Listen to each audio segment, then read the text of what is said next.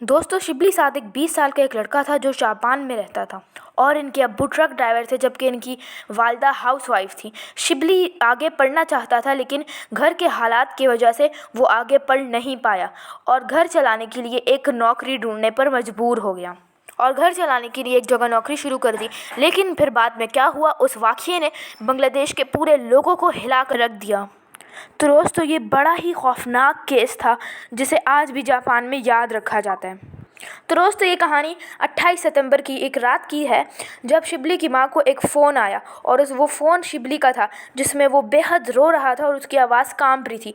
उसने कहा अपनी माँ को कि उसे कुछ लोगों ने अगवा कर दिया और फिर एकदम से कॉल कट हो जाती है जिसकी वजह से शिबली की फैमिली बेहद परेशान हो जाती है।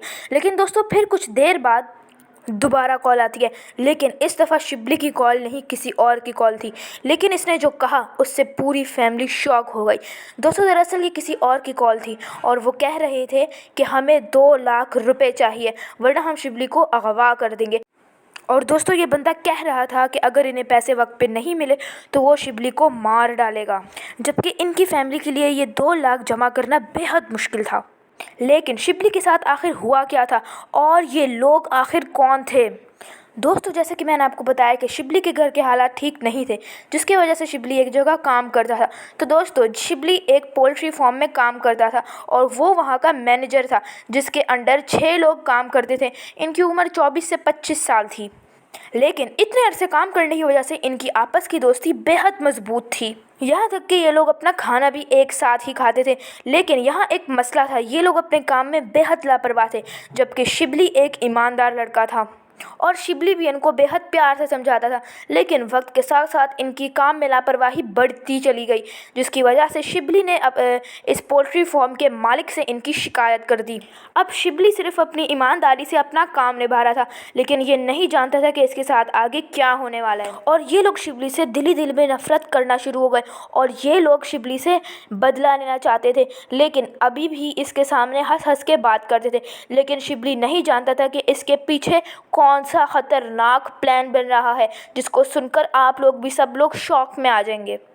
तो दोस्तों एक दिन इन्होंने शिबली को वहीं पर अगवा कर दिया। दरअसल ये लोग एक कम्युनिटी मारमा से ताल्लुक़ रखते थे जहां इनके 2 लाख से ज़्यादा लोग मौजूद थे और ये लोग बुद्धिज़्म को मानते थे। ये 4 लड़के भी मारमा ही थे और मारमा ज़्यादातर पहाड़ों पे ही रहते थे। बहरहाल इन्होंने बदले की आग में आकर इनको अगवा कर दिया और तावान में इनके माँ बाप से 2 लाख नकद मांगने लगे। लेकिन इनके माँ बाप ने कुछ करके पैसों का इंतज़ाम कर लिया। लेकिन फिर कुछ दिन बाद किडनैपर्स ने शिबली के वालिद को बुलाकर पैसे ले लिए और उसे तसल्ली दी कि तुम्हारा बेटा कुछ दिनों में वापस आ जाएगा।